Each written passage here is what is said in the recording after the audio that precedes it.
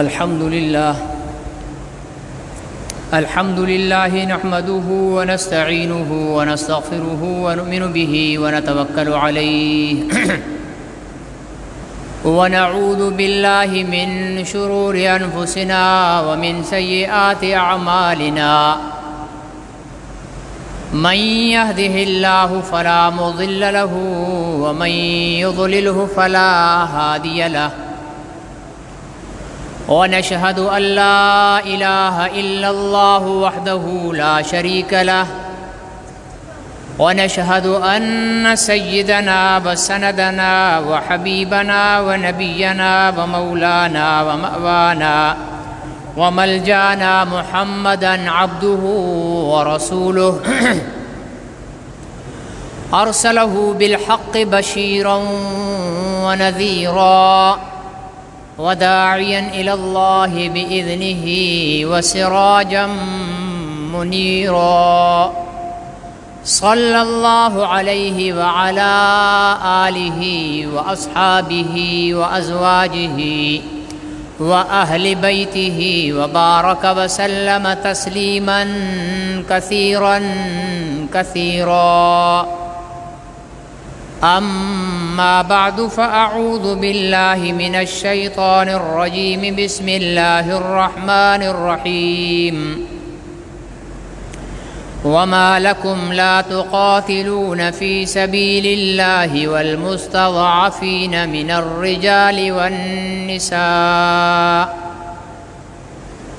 الرجال والنساء والولدان الذين يقولون ربنا أخرجنا من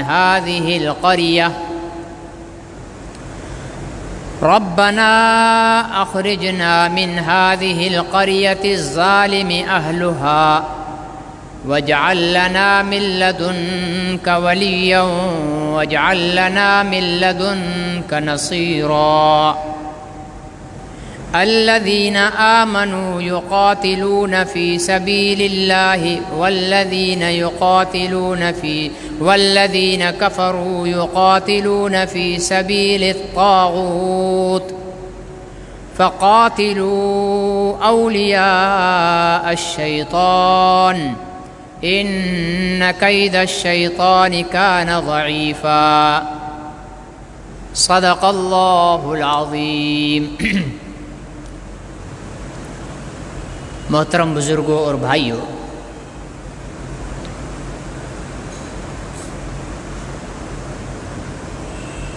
اسلام کی ابتدا سے دو قسم کے لوگوں کا مسلمانوں کے ساتھ اور اسلام کے ساتھ اور پیغمبر اسلام کے ساتھ جھگڑا اور لڑائی رہی ہے، اور اللہ رب العزت نے قرآن پاک کے اندر ان دو قسم کے کفار کو مسلمانوں کا بدترین دشمن قرار دیا ہے، اور ظاہر ہے جسے اللہ تعالیٰ مسلمانوں کا دشمن کہیں وہ کبھی مسلمان کا دوست ہو ہی نہیں سکتا، چاہے وہ ہمیں گھر میں کھانا پہنچائے، ہماری ساری ضروریات کو پورا کرے، لیکن وہ کبھی ہمارا دوست نہیں ہو سکتا کیونکہ اگر وہ دوست ہو جائے تو معاذ اللہ تعالیٰ کی بات جھوٹی ہوگی، اور اللہ تعالیٰ کی بات کبھی جھوٹی نہیں ہو سکتی۔ اس لیے اللہ تعالیٰ نے ان دو قسم کے کافروں کو مسلمانوں کا بدترین دشمن قرار دیا ہے۔ فرمائے کہ لَتَجِدَنَّ أَشَدَّ النَّاسِ عَدَاوَةً لِلَّذِينَ آمَنُوا الْيَهُودَ وَالَّذِينَ أَشْرَكُوا، البتہ تحقیق آپ پائیں گے بہت زیادہ سخت دشمنی میں ایمان والوں کے لیے کن کو؟ فرمایا کہ یہودیوں کو اور مشرکوں کو، یعنی اللہ کے علاوہ دوسروں کی پوجا کرنے والوں کو۔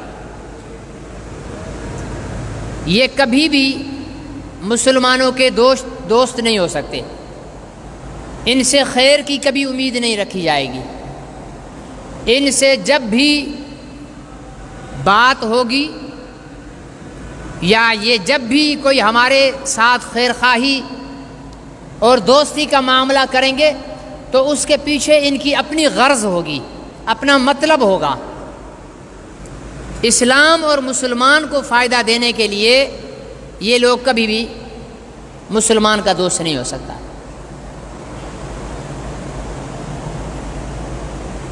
مشرکوں کی سب سے موجودہ دور کی جو بدترین مثال ہے وہ ہندو ہے۔ ہزاروں بت ان کی پوجا کرتے ہیں، یعنی مشرکین مکہ سے بھی بدتر مشرک ہیں۔ یہ مشرکین مکہ کے تو 360 بت تھے، ان کے ہزاروں معبود ہیں۔ ان کے ہاں مینڈک بھی معبود ہے، ان کے ہاں چھپکلی بھی معبود ہے، ان کے ہاں بندر بھی معبود ہے، ان کے ہاں جو ہے وہ اللہ آپ کو نیکی دے گائے بھی معبود ہے، اور ہر گھر کے اندر ایک معبود انہوں نے رکھا ہوا ہے۔ کسی کا سائز اتنا ہے، کسی کا سائز اتنا ہے، ٹھیک ہے نا، کسی کا سائز بہت بڑا ہے۔ اپنے معبود کی جو ہے وہ صفائی بھی کرتے ہیں، اس پر کپڑا بھی مارتے ہیں، پھر بھی ان کو عقل نہیں آتی کہ جس کو ہم پوجا کر رہے ہیں وہ ہمیں کیا دے گا۔ اس کے اوپر کی مٹی بھی ہم خود اتارتے ہیں تو وہ ہمیں کیا دے گا۔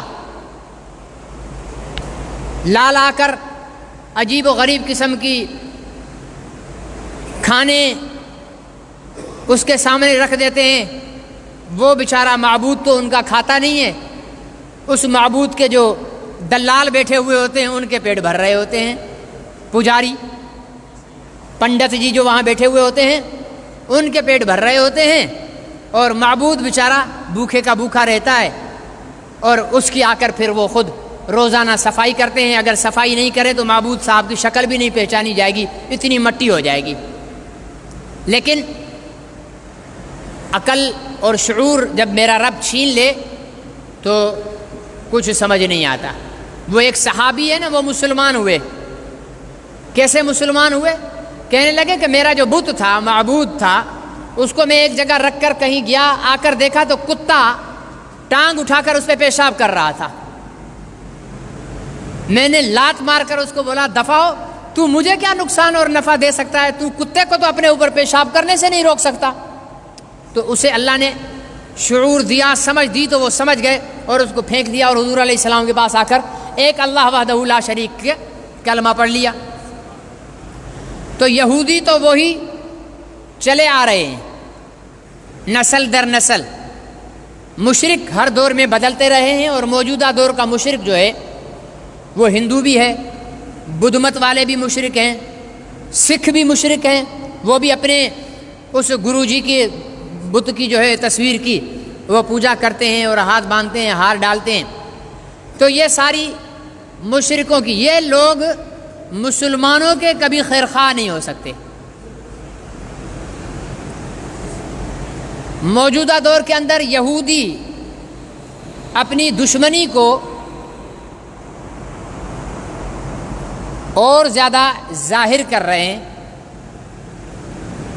ایسے وقت میں ہماری کیا ضرورت، ہمارے اوپر کیا ذمہ داری ہے؟ بحیثیت مسلمان ہونے کے ہمارے حکمرانوں کی کیا ذمہ داری ہے؟ امت مسلمہ کی کیا ذمہ داری ہے؟ میں اپنی طرف سے نہیں، قرآن پاک کی میں نے آیت پڑھی ہے آپ کے سامنے۔ اللہ تعالیٰ فرماتے ہیں کہ وَمَا لَكُمْ لَا تُقَاتِلُونَ فِي سَبِيلِ اللَّهِ، تم لوگوں کو کیا ہو گیا ہے کہ تم اللہ کے راستے میں قتال نہیں کرتے ہو۔ قتال کا مطلب میں نے سمجھایا تھا نا پچھلے جمعے، ہم جیسے ڈرپوک اگر اللہ تعالیٰ قتال کا لفظ استعمال نہیں کرتے نا تو مجھ جیسا ڈرپوک ملا جو ہے وہ جنگ کو جہاد کہتا ہی نہیں، اب تو مجبوراً کہنا پڑے گا کہ اللہ نے لفظ قتال کہا ہے، لڑائی، قتل کرنا اور قتل ہو جانا۔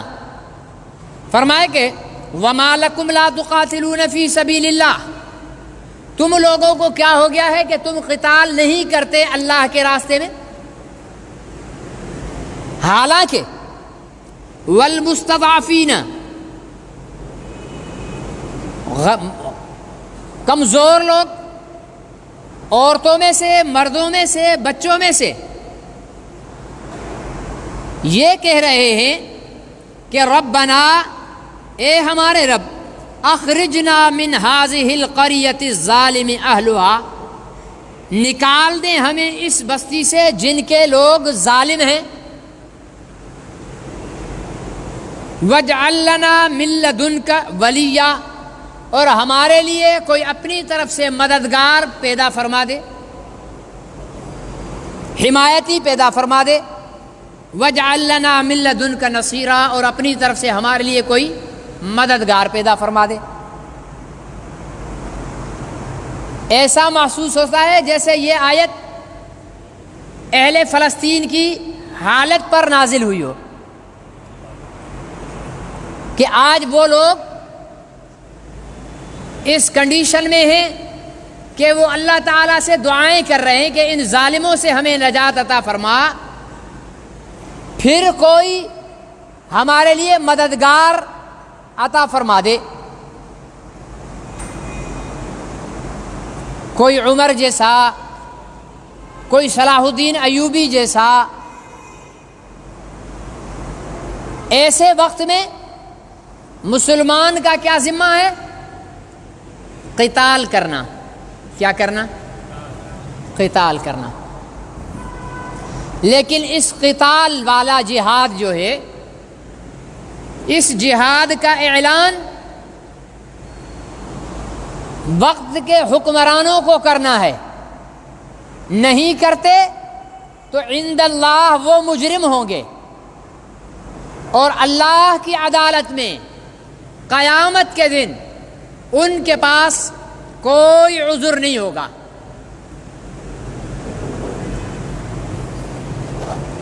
ایک دانشور نے اپنے خیالات کا اظہار کرتے ہوئے کہا، میں ایسے لوگوں کو دانشور نہیں کہتا، دانشور کا مطلب ہوتا ہے عقل والا، یہ دانش خور ہیں، عقل کھا جانے والے، ٹھیک ہے نا، ان کی کوئی عقل۔ اس نے کہا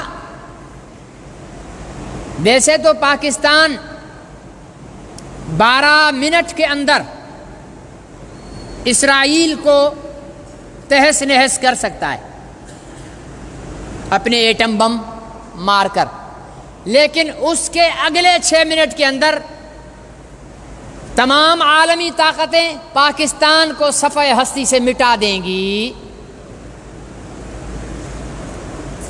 یہ ایک دانشور نے اپنے طور پر ایک رائے قائم کی، ڈرانے کی کوشش کی کہ عالمی طاقتیں اگلے لمحے پاکستان کو صفحہ ہستی سے مٹا دیں گی۔ یہ بات وہ کرے جس کا عقیدہ یہ ہو کہ باقی رکھنا اور مٹانا اللہ کے علاوہ کسی اور کے بھی ہاتھ میں ہوتا ہے۔ پھر تو وہ کہیں کہ جی عالمی طاقتیں امریکہ، برطانیہ، جرمنی، فرانس مل کر نیٹو پاکستان کو مٹا دیں گے۔ ارے یہ نیٹو کی فوجیں طالبان کو تو افغانستان سے مٹا نہیں سکی، صحیح ہے یا غلط ہے؟ مٹ گئے۔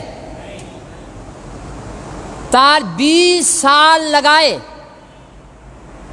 20 سال لگائے طالبان کو مٹانے میں۔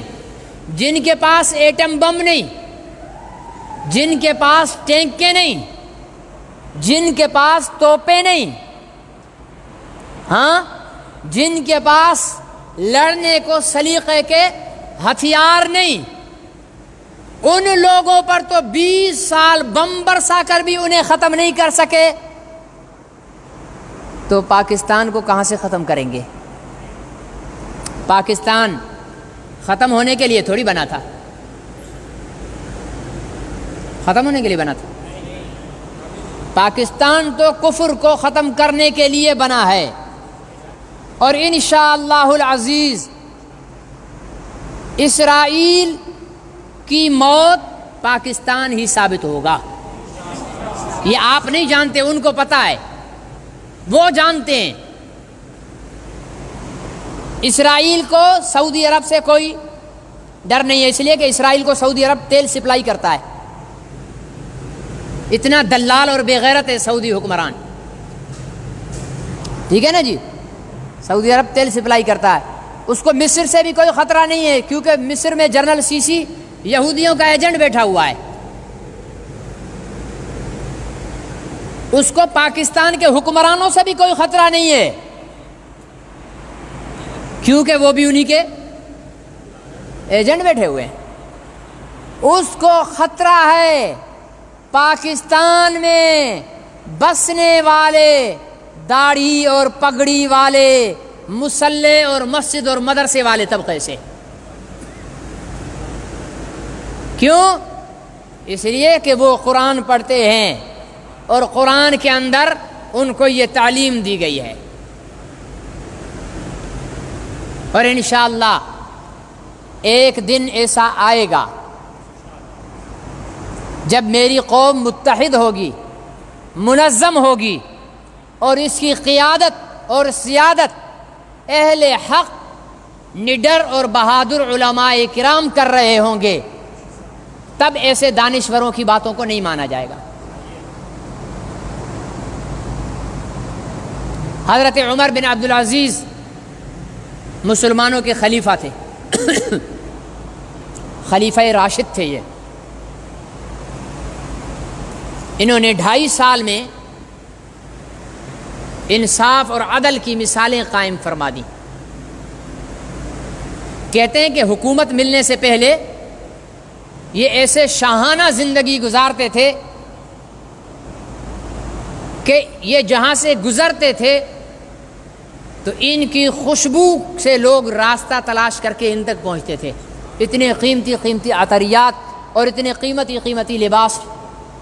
لیکن جب حکومت آئی تو عرصہ دراز تک کوئی میٹھی چیز نہیں کھائی تھی۔ بیگم نے ایک دن میٹھی چیز بنا لی، چوری ٹائپ کی کوئی چیز بنا لی۔ فرمایا کہ یہ کہاں سے بنائی ہے؟ کہا حضرت آپ کی جو تنخواہ آتی ہے اس میں سے تھوڑے تھوڑے پیسے جمع کر کے میں نے یہ جمع کر لیے تھے اور یہ میں نے اس میں سے بنا لی ہے۔ تو پتہ ہے کیا کہا؟ بیوی کو شاباش نہیں دی، واہ واہ نہیں کی۔ فرمایا اچھا، اس کا مطلب کہ اتنے پیسوں کے بغیر ہمارا خرچ چل سکتا ہے نا، لہذا اتنے پیسے میں اپنی تنخواہ سے اور کم کر دیتا ہوں۔ مثال کے طور پر جی میں نے 1 روپیہ جوڑا اور 8 دن کے اندر 8 روپے میں نے جوڑ لی اور ان 8 روپوں سے میں نے یہ چیز بنائی ہے۔ تو فرمایا کہ یہ 8 روپے آئندہ میری تنخواہ سے کم ہوں گے، کیونکہ اس کے بغیر بھی میرا گزر چل رہا تھا نا۔ عید کے دن اولاد کو اور بیوی کو، بچوں کو پہننے کے لیے نئے کپڑے نہیں تھے، وہی گھر کے پرانے کپڑے دھو کر بچوں کو پہنائے اور انہیں یہ ترغیب دی کہ تمہارے لیے آخرت ہے، یہ دنیا نہیں ہے۔ جب ایسے حکمران ہوتے ہیں نا، پھر یہ سوچ نہیں ہوتی ہے کہ یار ہم تو مار دیں گے، پھر وہ لوگ ہمارے کو ماریں گے۔ بھائی ظاہر ہے لڑائی میں تو دونوں پہلو، وہ تو پہلے درجے کا بے وقوف انسان ہے جو یہ کہے کہ میں لڑائی بھی کروں مجھے تھپڑ بھی نہ لگے، ہاں میں لڑوں بھی۔ یہ تو عمران خان والی سوچ ہو گئی، ٹھیک ہے نا جی، بلا مقابلہ بس لڑائی کرتا جاؤں، سامنے والے سب چپ کر کے کھڑے ہو۔ حضرت عمر بن عبدالعزیز رحمۃ اللہ علیہ نے اپنا ایک قاصد بھیجا شاہ ہرقل کے پاس کسی مسئلے کے متعلق، کسی کام سے۔ وہ جب شاہی دربار سے نکلے تو ان کا گزر قید خانے سے ہوا، تو انہوں نے دیکھا کہ ایک بزرگ ہیں، وہ چکی چلا رہے ہیں اور قرآن پڑھ رہے ہیں، نابینا ہیں۔ کیا ہے؟ نابینا۔ وہ جب قاصد واپس آیا تو اس نے آ کر حضرت عمر بن عبدالعزیز رحمۃ اللہ علیہ سے کہا کہ حضرت امیر المومنین، فلانا بادشاہ ہرقل کے قید خانے میں نے ایک مسلمان کو دیکھا، نابینا ہے۔ اس نے بتایا کہ اس ہرقل بادشاہ نے مجھ پر ظلم کیا، پہلے مجھے کہا کہ تو اسلام چھوڑ دے، میں نے نہیں چھوڑا، اس نے میری آنکھیں نکال دی، پھر مجھے قید خانے میں ڈال دیا، اب چکی پسواتا ہے مجھ سے، یہ میری سزا ہے۔ تو حضرت عمر بن عبدالعزیز نے کیا کہا؟ ٹھیک ہے، اکیلا ایک ہی بندہ تو ہے، خیر ہے، چھوڑو، اس ایک کی وجہ سے کیوں پنگا لیں؟ پاکستانی تھوڑے تھے وہ ایسے کہتے۔ انہوں نے شاہ ہرقل کو خط لکھا کہ یہ مسلمان قیدی پورے اعزاز اور اکرام کے پاس میرے پاس بھیجا جائے، دوسری صورت میں میری فوجوں کا سامنا کرنے کے لیے تیار ہو جاؤ۔ ایک آدمی کے لیے، وہ بھی بوڑھا، پاکستانی حکمران ہوتا نا، نواز شریف یا عمران خان یا زرداری جو بھی ہوتا نا، وہ کہتا بھاڑ میں جائے، بوڑھا ہے، کل مر جائے گا، خامخواہ ہم پورے ملک کو داؤ پہ کیوں لگائیں؟ یہ سوچ بے غیرتی کی ہے۔ کون سی سوچ ہے یہ؟ بے غیرتی کی سوچ ہے، یہ اسلامی اخوت کی سوچ نہیں ہے۔ یہ حضور علیہ السلام کے اس قول کے خلاف ہے۔ میرے آقا نے فرمایا کہ تمام مسلمان ایک جسد واحد ہیں، ایک جسم کی مانند ہیں۔ اگر جسم کے ایک حصے پر تکلیف ہوتی ہے تو دوسرا حصہ تڑپ اٹھتا ہے۔ تو وہ اور پھر وہ قیدی آیا مسلمان، حضرت امیر معاویہ رضی اللہ تعالی عنہ کی خلافت کے دور میں عیسائی بادشاہ نے اپنی دربار میں ایک مسلمان قیدی کو بلوایا۔ یہ بادشاہوں لوگ جو ہوتے ہیں نا، جو ظالم مزاج ہوتے ہیں، یہ تفریح کرنے کے لیے بھی ظلم کرتے ہیں، تفریح کرنے کے لیے بھی ظلم کرتے ہیں۔ تو ایک قیدی کو بلایا، جب وہ مسلمان قیدی اس کے پاس سامنے آیا تو بادشاہ کے وزیر نے اٹھ کر اس مسلمان قیدی کے منہ پر تماچا لگایا اور تنزیہ طور پر کہنے لگا کہ کہاں ہے تمہارا امیر، بلاؤ نا، اور کہاں ہے تمہارا خدا، بلاؤ نا اس کو مدد کے لیے، ہمارے سامنے بے بس بنے کھڑے ہو۔ تو وہیں دربار میں مسلمان جاسوس موجود تھا، ٹھیک ہے نا جی، یہ جاسوسی نظام اس وقت سے چل رہا ہے، تو حضور علیہ السلام نے شروع فرمایا۔ تو اس مسلمان جاسوس نے امیر المومنین سیدنا امیر معاویہ سب کہو رضی اللہ تعالی عنہ، انہیں پیغام بھیجا کہ حضرت ہمارے دربار میں آج یہ واقعہ پیش ہوا ہے۔ تو حضرت امیر المومنین نے کیا فرمایا؟ چھوڑ دو، ایک قیدی خامخواہ سکون سے زندگی جی رہے ہیں، کیوں پنگا لیں، کس لیے جھگڑا بول لیں؟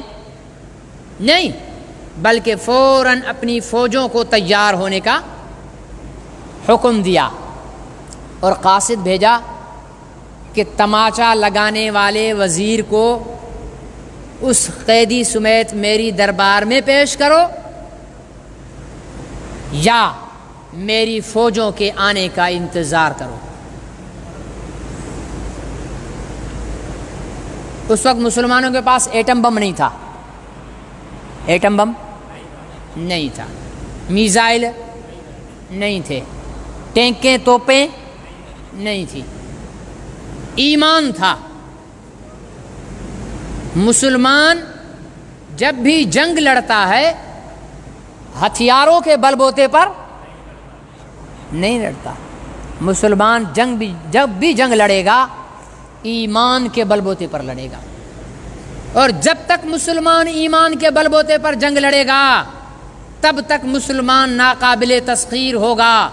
لیکن جب مسلمان کا ایمان ڈاؤن ہوا اور اس نے حکمت عملیاں اپنانا شروع کر دیں اور اس نے مصلحتوں کا شکار ہونا شروع کر دیا اور اگر مگر چونکہ چنانچہ کا جو ہے وہ بحث چھیڑ دی تو مسلمان جنگ کیے بغیر شکست خوردہ ہو جاتا ہے۔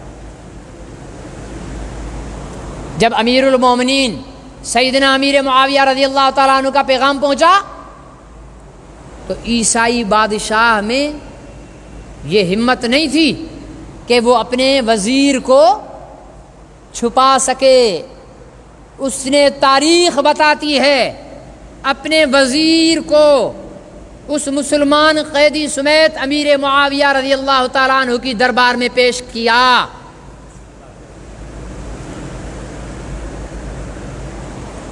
جب مسلمان اور وہ وزیر پیش ہوئے تو حضرت امیر معاویہ نے حکم فرمایا کہ اس وزیر کو قیدیوں کی طرح پیش کیا جائے، بیڑیاں ہتھکڑیاں پہنا کر پیش کیا جائے، اور اس مسلمان قیدی کو اپنے ساتھ بٹھایا، اپنے پاس بٹھایا، اپنی مسند پہ بٹھایا۔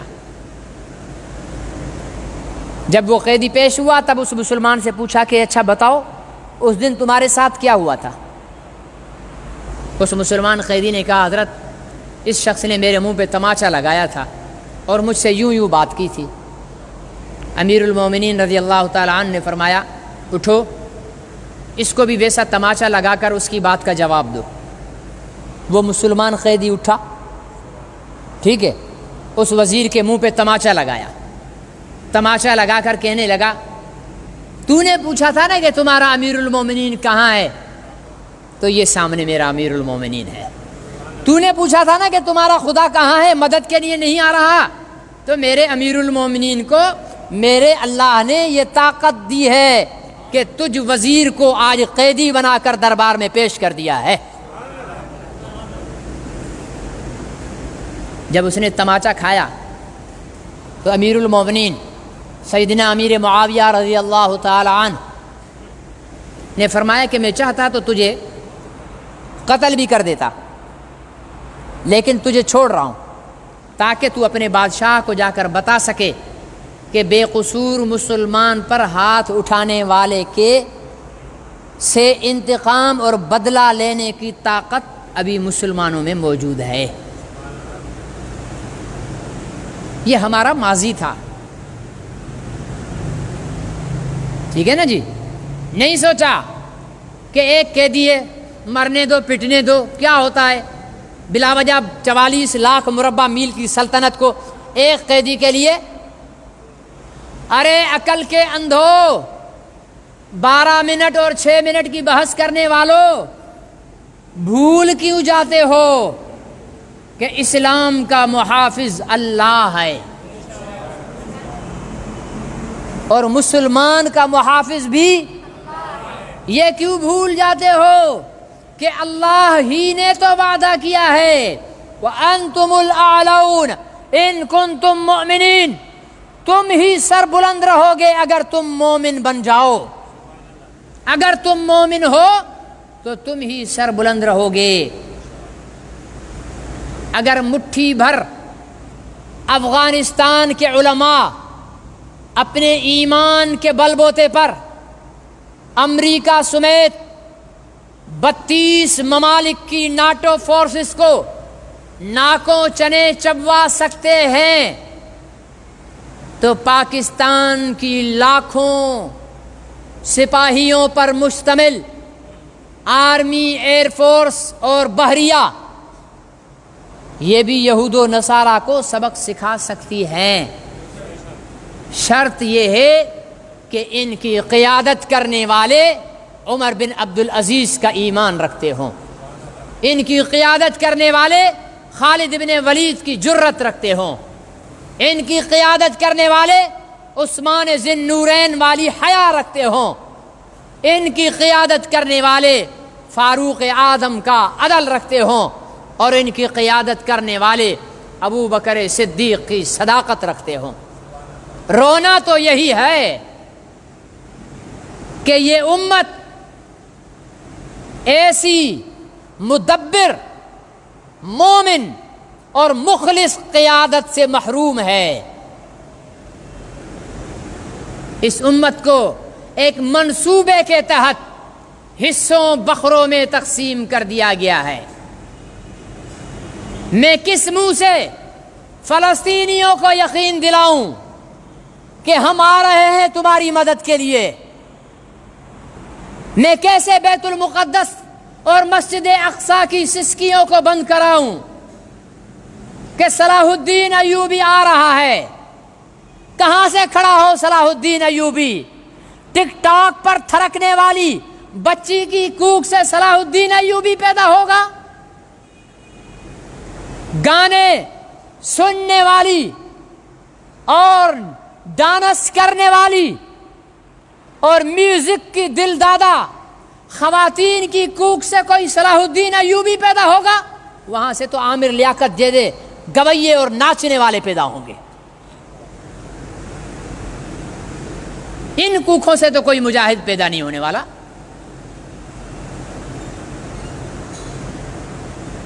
ہم کیسے، اور پھر میں کیسے ان مظلوموں کے لیے آگے بڑھ کر ان کی مدد کا اعلان کروں؟ میرا مسلمان تو اتنی تقسیم میں چلا گیا ہے کہ ایک دوسرے کے پیچھے نماز پڑھنے کے لیے بھی تیار نہیں ہے، کہ یہ دیوبندی ہے اس کے پیچھے نماز، یہ بریلوی ہے اس کے پیچھے نماز نہیں ہوگی۔ وہ پچھلے سال یہ ابھی رمضان میں لبیک پر جو مظالم ہوئے تھے، حالانکہ ہم نے مسلک سے ہٹ کر، اور الحمدللہ میرے والد محترم کی زندگی بھی آپ کے سامنے ہے اور میری زندگی بھی آپ کے سامنے ہے، کبھی بھی میں نے مسلک کی ترجمانی نہیں کی ہے، جب بھی کی ہے امت کی ترجمانی کی ہے۔ میرے لیے امت مقدم ہے، میرا مسلک مقدم نہیں ہے۔ میرے لیے محمد رسول اللہ کا کلمہ پڑھنے والا اولیت رکھتا ہے۔ ہم نے کبھی اپنے مقتدیوں کو، اپنے پیچھے نماز پڑھنے والوں کو یا میری تقریر سننے والوں کو کبھی میں نے بریلوی دیوبندی کی بحث میں نہیں الجھایا ہو تو مجھے بتا دو۔ کبھی میں نے مسلک پر قوم کو تقسیم نہیں کیا۔ مجھے حیرانگی ہوئی تھی ان دنوں رمضان میں بریلوی حضرات نے جلوس نکالے تھے، اور یہاں جامع مسجد کے پیچھے کھڑے ہو کر جس نے بولا تھا لوگوں نے سنا ہوگا، میں نام کسی کا نہیں لیتا، اگر وہ خود سن رہا ہوگا تو شرمندہ ضرور ہوگا، یہاں پر مجھے برا بھلا کہہ رہا تھا۔ بھائی میں نے تو کبھی تمہیں برا بھلا نہیں کہا، مجھے تو کبھی تمہارے پیچھے بریلوی ہونے کے باوجود تمہارے پیچھے نماز پڑھنے میں کبھی عار محسوس نہیں ہوا، تمہیں مجھے ایسی کون سی برائی نظر آ گئی؟ جو اتنی چھوٹی سوچ رکھنے والی لوگ ہوں تو میں کیسے فلسطینیوں کو یقین دلاؤں کہ پاکستان کا عوام تمہاری مدد کرنے کے لیے آ رہا ہے؟ یہاں تو عوام کا بیڑا غرق کرنے والے ہمارے جیسے مذہبی رہنما ہیں، جنہیں اپنی لیڈرشپ چمکانی ہے، جنہوں نے لیڈری کا شوق پورا کرنا ہے، انہیں امت سے کوئی غرض نہیں ہے۔ امت تباہ ہوتی ہو تو ہو جائے، میرے مسلک کا پرچم بلند رہنا چاہیے۔ مسجد مٹتی ہے مٹ جائے، میرے مسلک کا پرچم بلند رہنا چاہیے۔ قرآن کو آگ لگتی ہے لگ جائے، میرے مسلک کا پرچم بلند رہنا چاہیے۔ یہاں تو یہ مسائل چل رہے ہیں۔ میں کیسے فلسطینیوں کو کہہ دوں کہ بھائی اب پاکستانی تمہارے پاس آ رہے ہیں تمہاری مدد کے لیے؟ ہم تو یہاں ایک دوسرے کی داڑھی نوچنے میں پڑے ہوئے ہیں، ہم تو یہاں ایک دوسرے کی ٹانگ کھینچنے کے پیچھے پڑے ہوئے ہیں، ہمارے تو یہاں فتووں کے توپ بند نہیں ہو رہے ہیں۔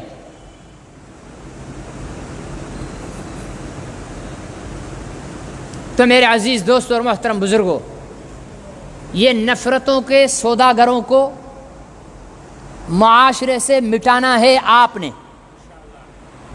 آ رہی ہے سمجھ؟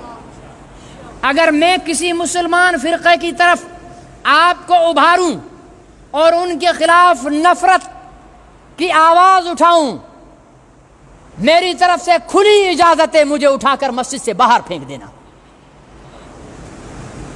اور یہ کہہ دینا کہ ہم فرقہ پرست ملا کے پیچھے نماز پڑھنے کے لیے تیار نہیں۔ بھی آستے نکل رہی ہے، مطلب کہ خود چاہتے ہو کہ یہ گتھم گتھائی رہے، خود چاہتے ہو کہ یہ چٹپٹاپن رہے، بریلویوں پر فتوے لگیں، دیوبندیوں پر فتوے لگیں، وہ ادھر کی دلیل، وہ ادھر کی دلیل۔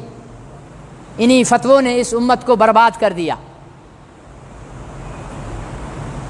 تو میرے عزیز دوستوں اور محترم بزرگوں، اپنی صفوں سے یہ فرقہ وارانہ سوچ، تقسیم در تقسیم کی سوچ کو ختم کر دو۔ فرقے سے تو ہٹ کر اب دیوبندیوں میں بھی حصے بن گئے ہیں، بریلویوں میں بھی حصے بن گئے ہیں، اہل حدیثوں میں بھی حصے بن گئے ہیں۔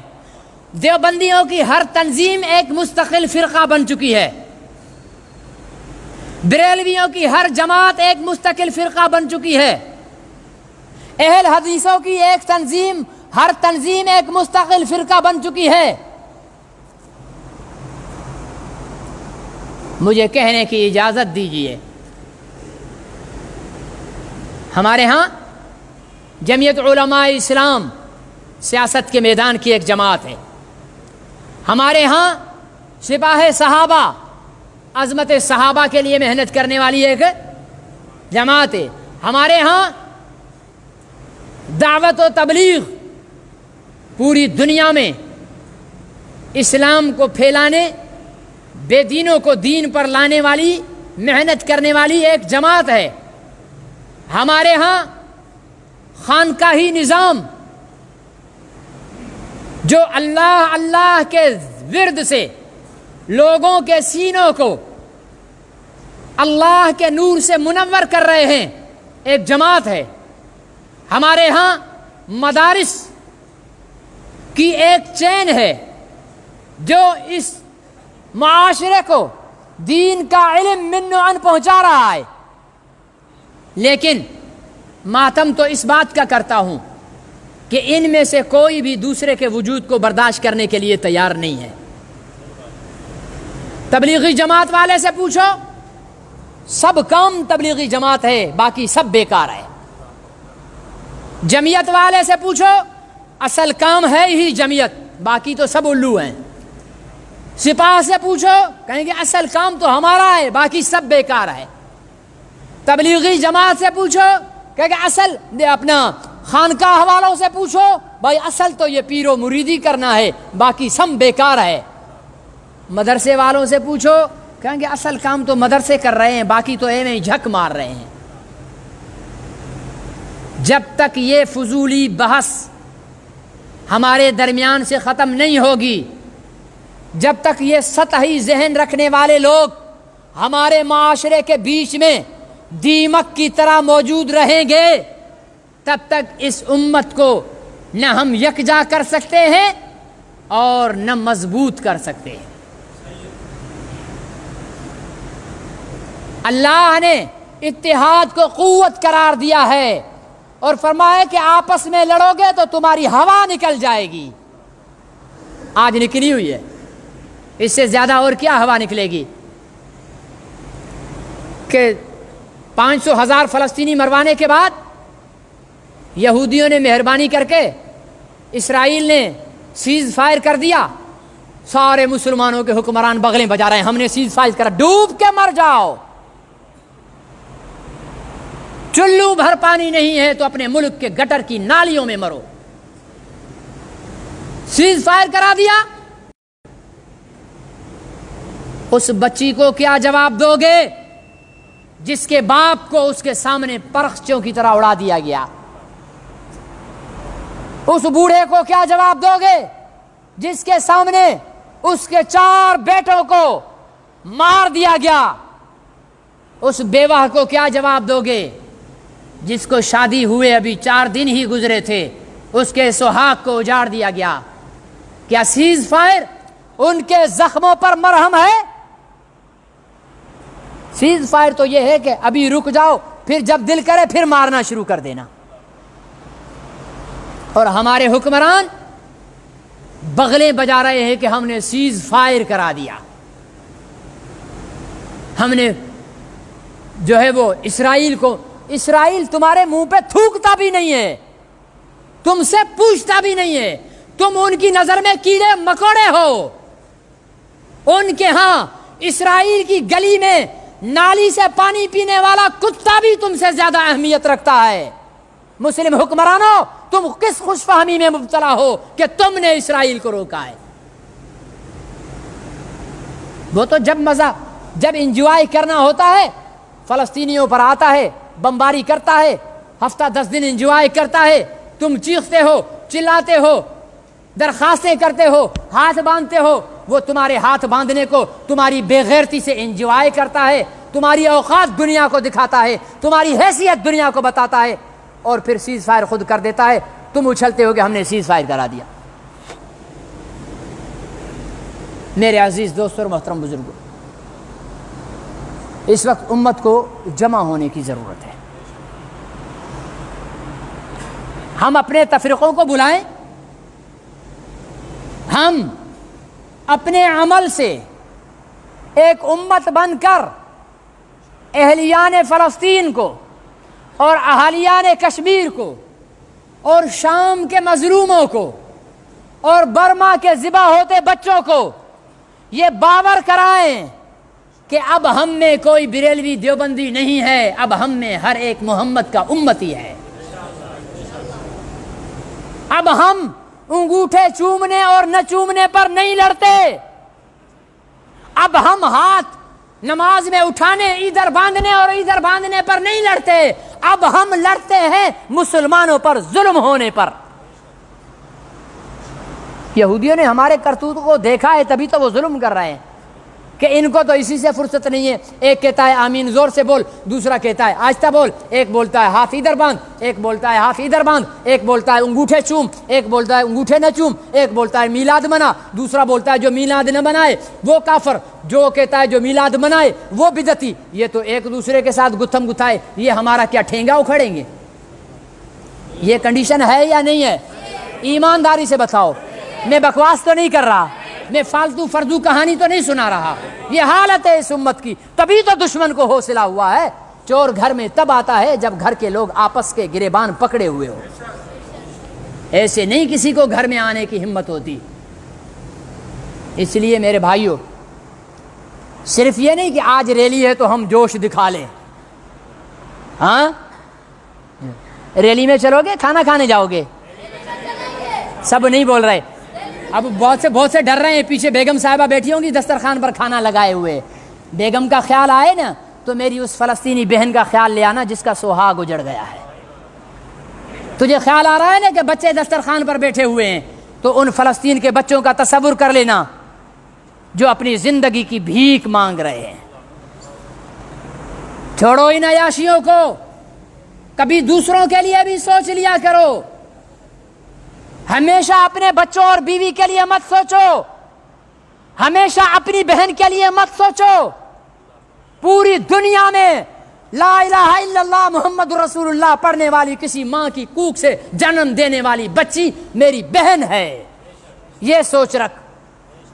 پوری دنیا میں لا الہ الا اللہ محمد رسول اللہ پڑھنے والا ہر مسلمان میرا بھائی ہے۔ تو کیا خیال ہے، کھانا کھانے جاؤ گے، ریلی میں چلو گے؟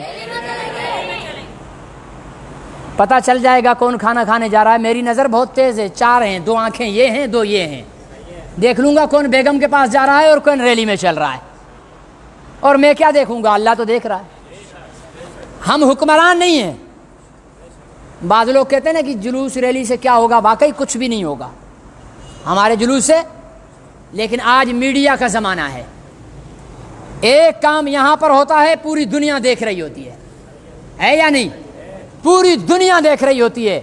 ہمارے یہ رد عمل ہمارے فلسطینی بھائی دیکھیں گے، کم از کم انہیں اتنی ڈھارس بندھے گی کہ یار کوئی ہے جو دھوپ میں، کڑکتی دھوپوں میں ہمارے لیے سڑکوں پر کھڑے ہوئے ہماری حمایت میں نعرے لگا رہے ہیں، کوئی ہے۔ اتنی تو بے حس ہم نہ ہونے چاہیے نا، اتنے بے درد تو ہم نہ ہونے چاہیے نا، اتنے خود غرض تو ہمیں نہیں ہونا چاہیے نا کہ میرے گھر میں تو وقت میں کھانا پہنچ رہا ہے، میری بیوی تو زندہ ہے، میرے بچے تو زندہ ہیں۔ یاد رکھو، اگر ہم نے خود غرضی کا اظہار کیا اور ہم نے ان مظلوموں کے درد کو نظر انداز کیا تو میں نہ نجومی ہوں، میں نہ کاہن ہوں، نہ میں ولی ہوں، نہ کوئی پیر ہوں، میں ایک فقیر ہوں۔ میرے الفاظ کو لکھ لو پتھر پر، اگر ہم نے بے حسی کا مظاہرہ کیا تو فلسطین کی کہانی ہماری گلیوں میں دہرائی جائے گی، ہماری مسجدوں کے مینار ٹوٹیں گے، ہمارے مولوی ذبح ہوں گے، ہماری بیویاں بے آبرو ہوں گی، ہماری بچیوں کے تن جدا ہوں گے، ہمارے بچوں کے سامنے ہماری گردنیں کاٹی جائیں گی، ہمارے بچے بلک رہے ہوں گے۔ اس وقت سے ڈرو، اس وقت سے ڈرو اور اپنے اندر امت کا درد اور احساس پیدا کرو۔ اللہ مجھے اور آپ کو عمل کی توفیق نصیب فرمائے۔ سنتیں پڑھ لیجیے۔